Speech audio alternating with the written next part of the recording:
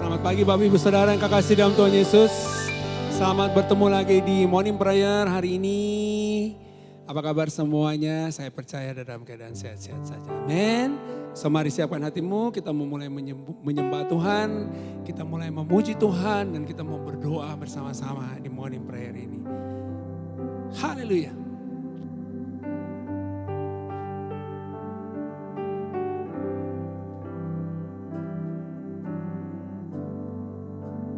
Mari naikkan pujian ini sama-sama sama saya. Katakan satu hal yang ku rindu Tuhan. Satu hal yang ku rindu. Amin. Berdiam di dalam rumah-Mu. Satu hal yang ku pinta. Menikmati bait-Mu Tuhan. Sekali katakan satu hal yang ku rindu. Satu hal yang ku rindu.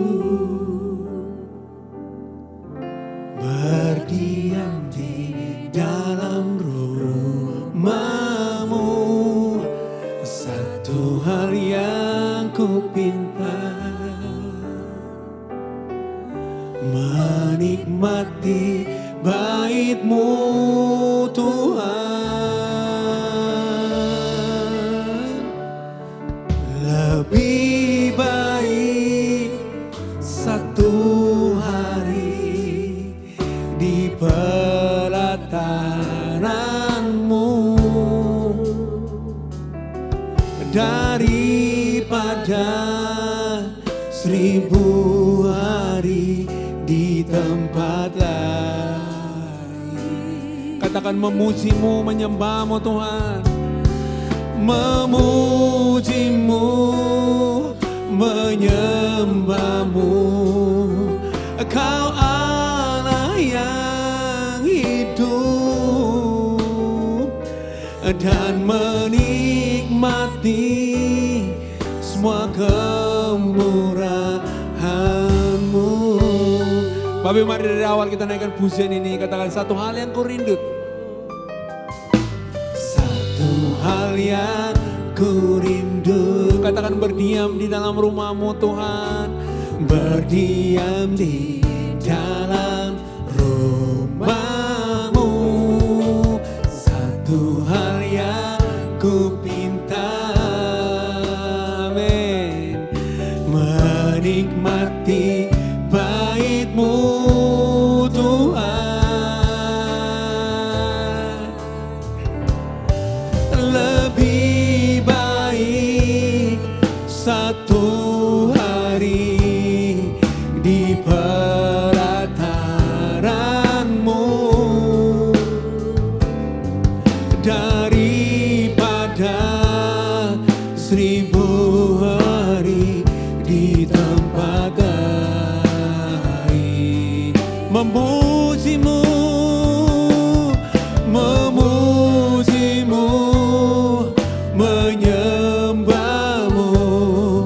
Kau Allah yang hidup dan menikmati semua kemurahan-Mu. Mari katakan lebih baik satu hari di pelataran-Mu Tuhan. Lebih baik satu hari di pelataran-Mu. Amin, amin. Daripada 1000 hari di tempat lain. Memuji-Mu, memuji-Mu, menyembah-Mu. Kau Allah yang hidup dan menikmati semua kemurahan-Mu.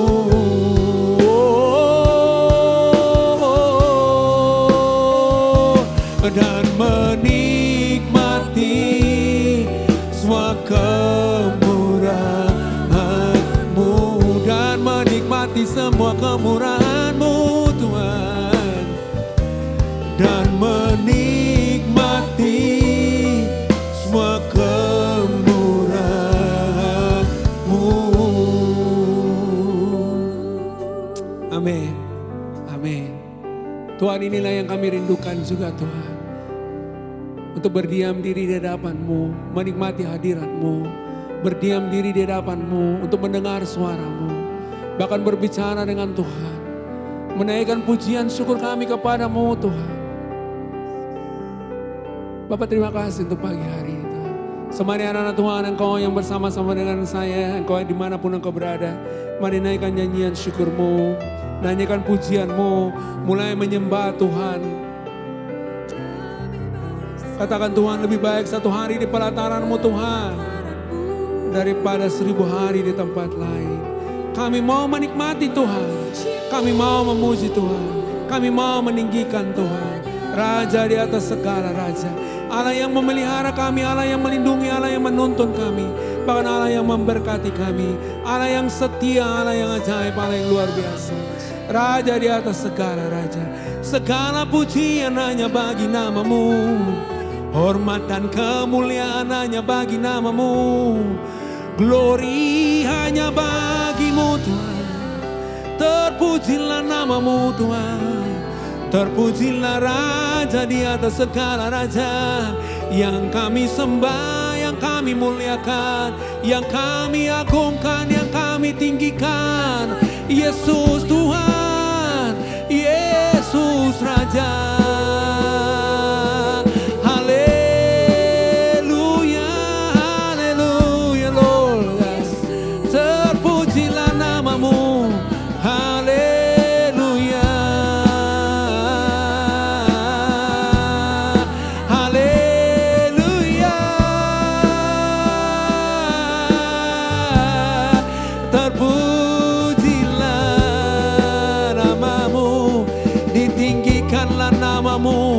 Yesus Tuhan, Yesus Raja, haleluya, haleluya,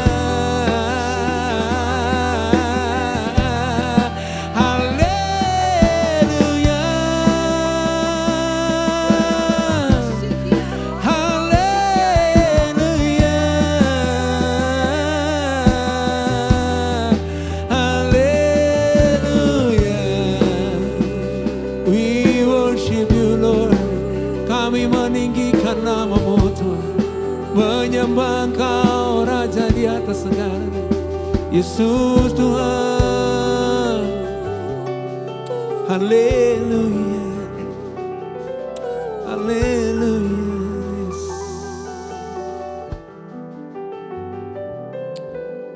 Terima kasih Tuhan, terima kasih Tuhan. Terima kasih Bapa, terpujilah nama-Mu. Oh,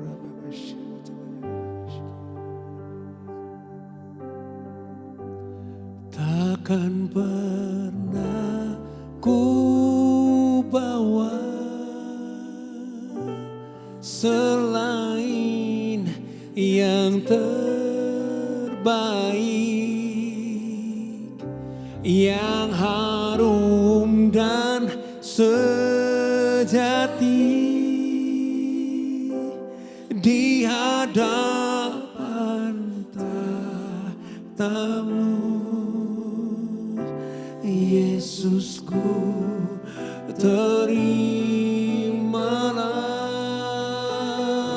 korban syukurku ini yang mengalir di hatiku sebagai persembahanku. Takkan pernah ku bawa, takkan pernah ku bawa selain yang terbaik, yang harum dan sejati di hadapan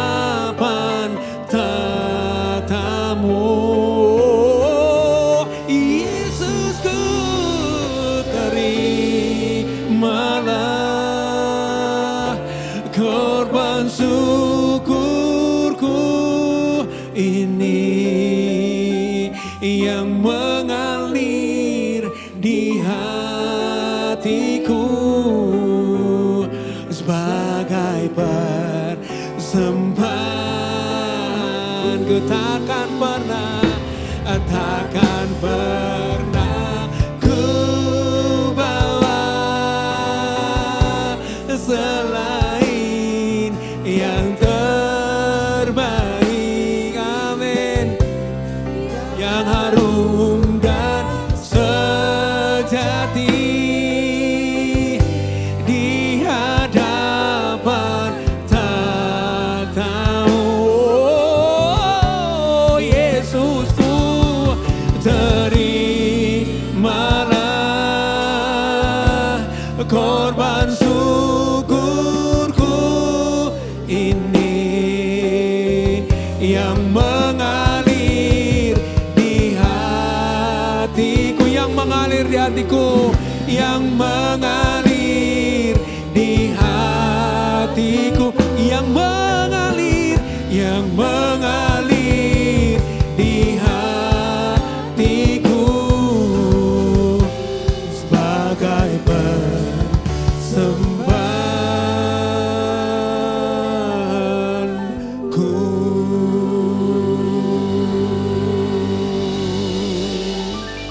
Amin. Haleluya.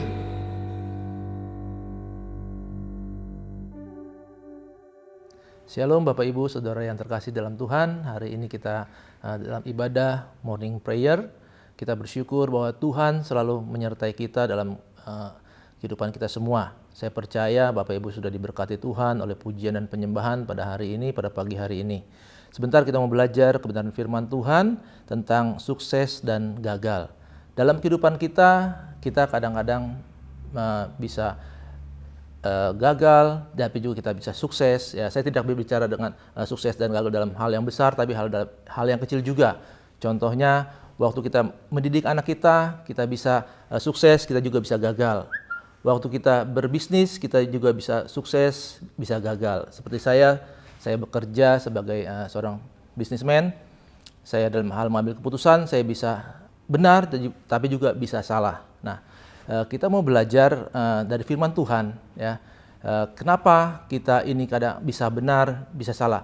Yang kita harapkan dalam kehidupan kita melakukan hal yang benar, betul ya. Kita melakukan hal yang benar dan mendapat kesuksesan, ya, dalam kehidupan kita. Nah, kita belajar dalam Roma pasal yang ke-12 ayat yang kedua, dikatakan begini.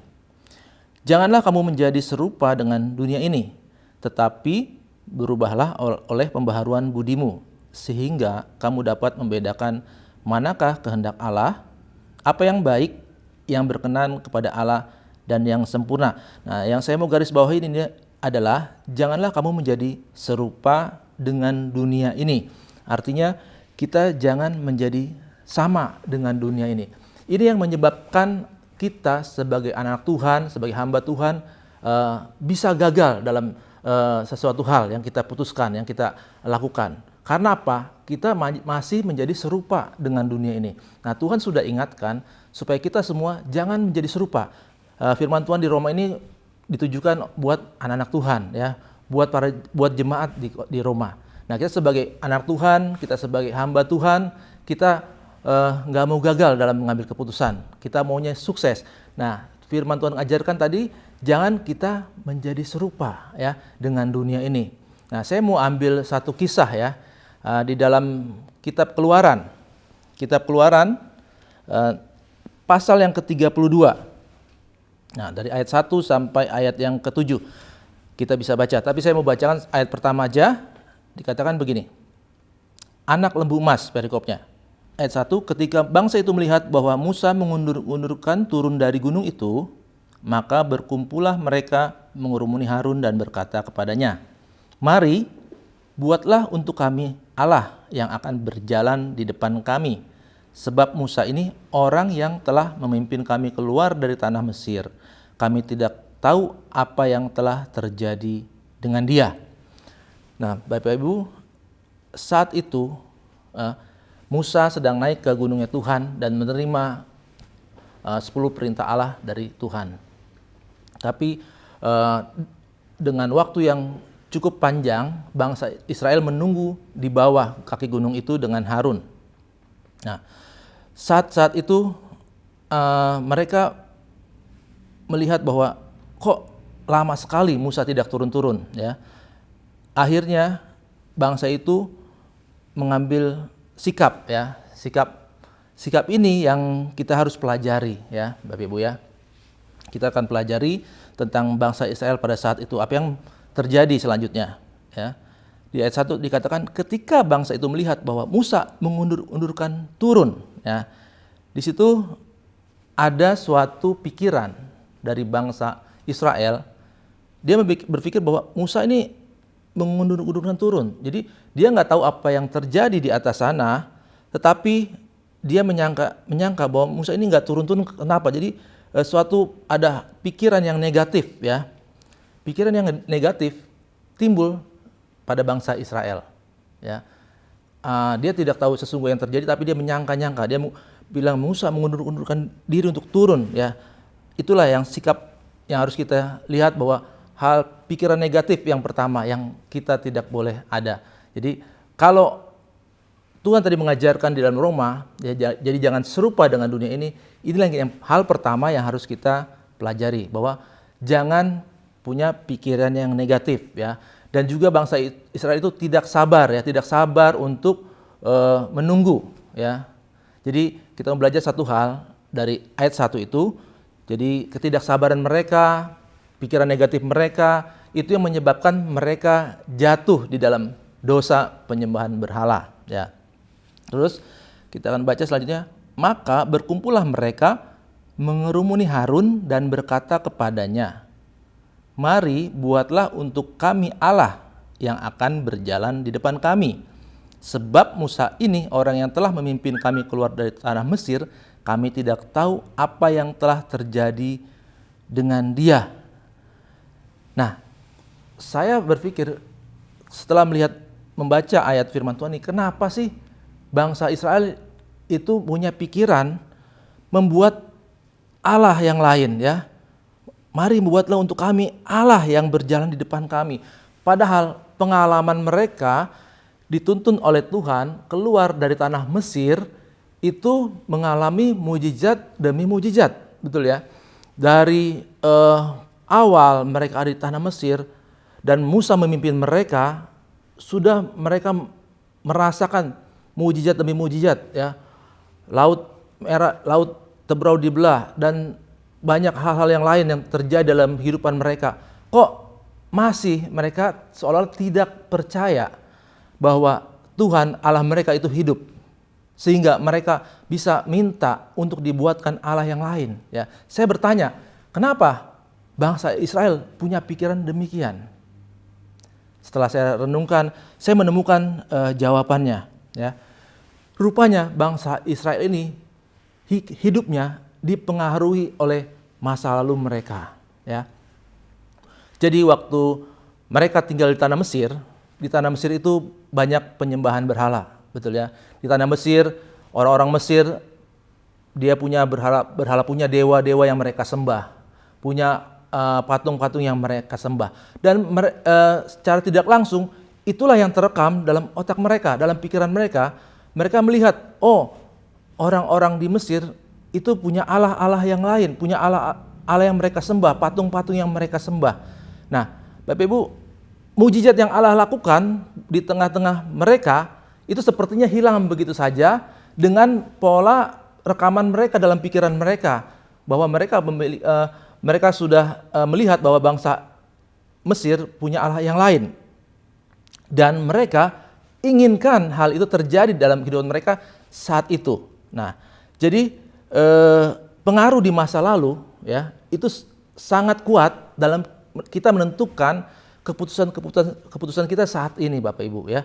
Jadi kita harus belajar kehidupan kita masa lalu. Walaupun kita sudah ikut Tuhan sudah lama, kita sudah menjadi anak Tuhan sudah berpuluh-puluh tahun, kita sudah melayani Tuhan, kita sudah menjadi pendeta sekalipun, tapi banyak kehidupan masa lalu kita mempengaruhi kita dan keputusan kita yang kita buat saat ini dipengaruhi oleh kehidupan masa lalu kita ya. Kalau kita lihat Bapak Ibu ya, banyak hamba-hamba Tuhan juga yang jatuh ya dalam dosa perzinahan atau juga dalam hal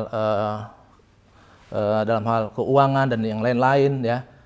Itu semuanya dari kehidupan masa lalu mereka yang belum tuntas dibereskan. Jadi mereka tidak berjaga-jaga atas diri mereka ya.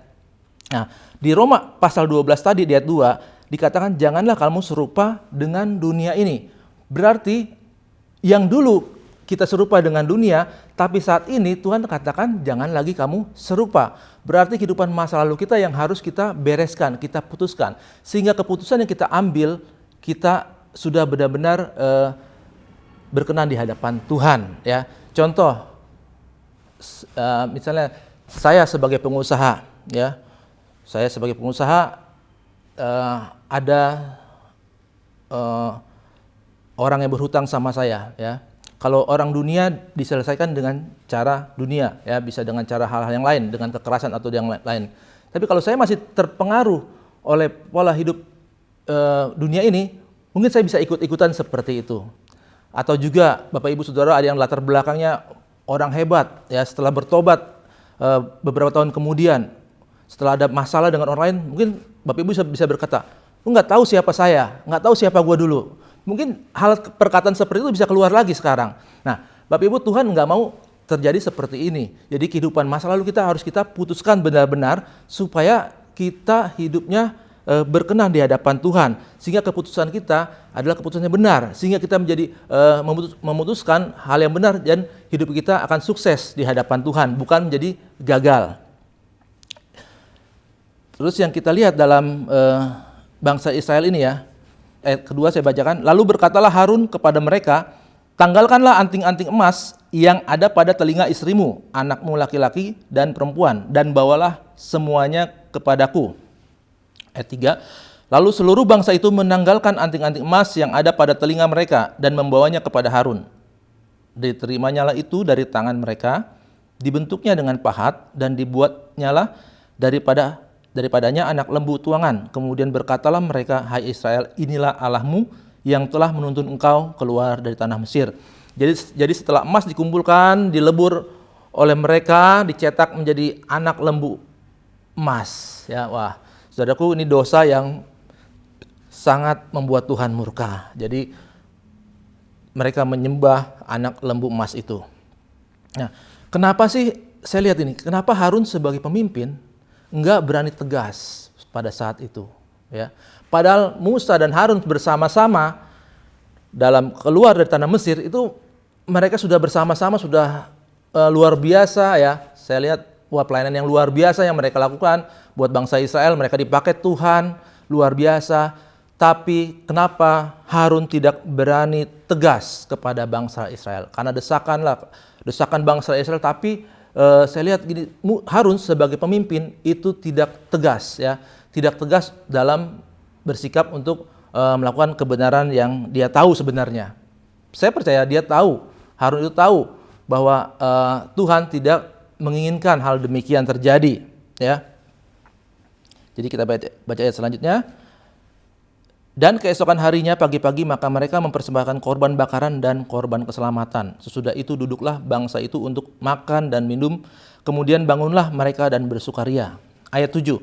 Berfirmanlah Tuhan kepada Musa, pergilah, turunlah, sebab bangsamu yang kau pimpin dari tanah Mesir telah rusak lakunya.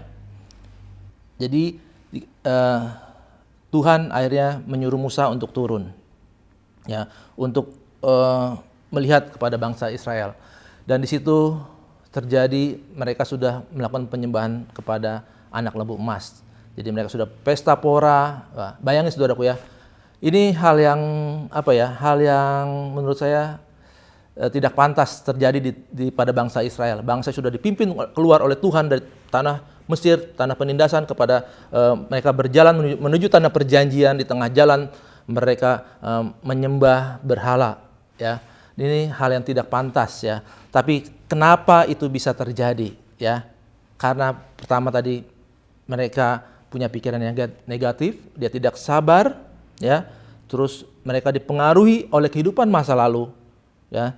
Dan yang mereka juga dan yang saya lihat pemimpinnya tidak tegas kepada bangsa Israel itu, Harun tidak tegas untuk melakukan kebenaran firman Tuhan. Nah, jadi apa yang kita mau perbuat Bapak Ibu ya dalam kehidupan ini? Kita mau menjadi orang yang sukses atau orang yang gagal? Kita mau melakukan kebenaran itu dengan sungguh-sungguh atau enggak? Itu tergantung dalam hidup kita sendiri. Nah, kita akan belajar yang selanjutnya adalah sukses menurut kehendak Tuhan. Tadi kita sudah belajar bagaimana bangsa Israel gagal pada saat menunggu Musa, dan kita sekarang mau belajar bagaimana kita harus hidup sukses. Tapi sukses adalah menurut kehendak Tuhan ya. Banyak orang dunia ini sudah sukses secara ekonomi, karir dan lain sebagainya. Tapi kita sebagai orang percaya, kita mau belajar sukses itu menurut apa yang Tuhan mau ya. Jadi kita mau lihat dalam kebenaran firman Tuhan. Yang pertama, sukses dalam hidup kita memiliki visi dari Tuhan. Apa itu visi? Yaitu kita mendengarkan suara Tuhan. Apa yang Tuhan taruh di hati kita, itu yang kita mau lakukan. Amin Bapak Ibu ya.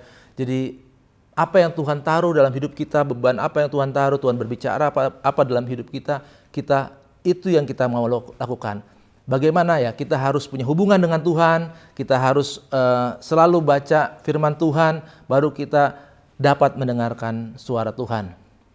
Ya, kemarin saya ada lihat di sebuah YouTube, jadi di India ada suatu kegerakan kebangunan rohani yang luar biasa.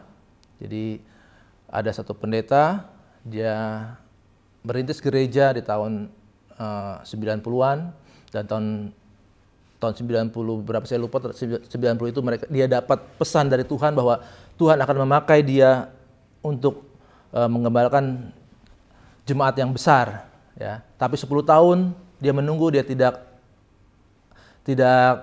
terjadi apa-apa. Akhirnya tahun 2005 dia memulai pengembalaan dengan 25 anggota jemaat saja. Setelah tahun berikutnya berlipat ganda dan pada akhirnya saat ini dia jemaat Tuhan yang dia gembalakan sudah mencapai 300.000 jiwa dan sedang dibangun suatu gereja yang besar yang berkapasitas 8.000 jemaat. Nah, Bapak Ibu, dia mendengar apa yang Tuhan sampaikan kepada dia, tapi dia tetap sabar untuk melakukan kebenaran itu, untuk mendapat visi itu ya. Jadi sama juga dengan Abraham ya, dengan Nuh. Dia mendapatkan visi dari Tuhan. Jadi Tuhan berbicara kepada dia, kepada Abraham, kepada Nuh, dan kepada nabi-nabi yang lain.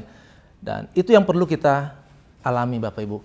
Mungkin kita bisa berkata, bagaimana saya mendengarkan suara Tuhan? Bagaimana sih kita mendapatkan visi dari Tuhan? Kalau kita hidup bergaul dengan Tuhan, kita banyak berdoa, baca Alkitab, ya, melakukan kebenaran firman Tuhan, pasti kita mendapat tuntunan dari Tuhan. Ya, Tuhan tidak membeda-bedakan orang, Tuhan tidak membeda-bedakan siapa kita. Yang penting kita mau duduk di kaki Tuhan, maka Tuhan akan berbicara kepada kita. Suatu beban yang disampaikan, suatu beban hati seorang nabi yang bernama Nehemia. Waktu dia membangun reruntuhan tembok Yerusalem, dia hanya punya beban, Bapak Ibu ya. Nabi Nehemia itu berbeda dengan yang saya sebutkan tadi, pertama Abraham dan Nuh. Tuhan berbicara langsung. Tapi untuk Nehemia, dia punya beban yang berat untuk Yerusalem, karena Yerusalem sudah menjadi reruntuhan. Nah, dia memiliki beban yang amat berat sekali. Akhirnya dia boleh menyampaikan kepada raja bahwa dia akan membangun tembok Yerusalem. Dan Tuhan mengizinkan Nehemia untuk pulang ke Yerusalem. Dan di sana dia mulai membangun reruntuhan itu. Dan bukan hanya itu, ya, dia mengajak semua orang Israel untuk bekerja sama-sama. Nah, tapi tantangan juga ada, ya. Di tengah-tengah pembangunan tantangan tetap ada. Dia dikatain orang, diejek orang, ya. Tapi dia tetap terus membangun. Bahkan dia mau dibunuh, ya. tapi dia tetap terus dia melakukan hingga selesai ya. Nah, di sini Bapak Ibu kita mau belajar ya bahwa kita jangan lihat siapa diri kita ya. Mungkin kita berkata, saya hanya jemaat biasa, saya orang-orang biasa. Tapi Bapak Ibu tahu nggak, kalau Tuhan memberikan suatu beban, itu yang Tuhan taruh, kita mau kerjakan dengan setia sampai dengan selesai ya. Kita baca dalam Nehemia, saya akan bacakan Nehemia pasal 2 ayat 17 sampai 20. Berkatalah aku kepada mereka, kamu lihat kemalangan yang kita alami, ya ini Yerusalem telah menjadi reruntuhan dan pintu-pintu gerbangnya telah terbakar. Mari kita bangun kembali tembok Yerusalem supaya kita tidak dicela. Ketika aku beritahukan kepada mereka betapa murahnya tangan Allahku yang melindungi aku dan juga apa yang dikatakan raja kepadaku, berkatalah mereka, kami siap untuk membangun. Dengan sekuat tenaga mereka mulai melakukan pekerjaan yang baik itu. Ayat 19, ketika Sanbalat orang Horon dan Tobia orang Amon pelayan itu dan Gesem orang Arab mendengar itu, mereka mengolok-olokkan dan menghina kami. Kata mereka, apa yang kamu lakukan itu? Apa kamu mau berontak terhadap raja? Aku menjawab mereka, kataku, Allah semesta langit, dialah yang membuat kami berhasil. Kami hamba-hambanya telah siap untuk membangun, tetapi kamu tidak punya bagian atau hak dan tidak akan diingat di Yerusalem. Kita baca lagi ayat Nehemia 7, ayat yang pertama. Setelah tembok selesai dibangun, aku memasang pintu-pintu. Lalu diangkatlah penunggu-penunggu pintu gerbang, para penyanyi dan orang-orang Lewi. Nah, Nehemia kita lihat ini adalah sudah berhasil membangun tembok Yerusalem yang runtuh ya. Dia melakukannya sampai selesai ya. Apa yang Tuhan taruhkan dalam hatinya, dia lakukan sampai selesai. Tentu Tuhan menaruhkan beban dalam kehidupannya ya, Bapak Ibu. Dia mendapat suatu beban, dia mendapat hatinya Tuhan untuk membangun Yerusalem. Nah, bagaimana dengan kita? Beban apakah yang Tuhan taruhkan ya? Beban Tuhan atau hanya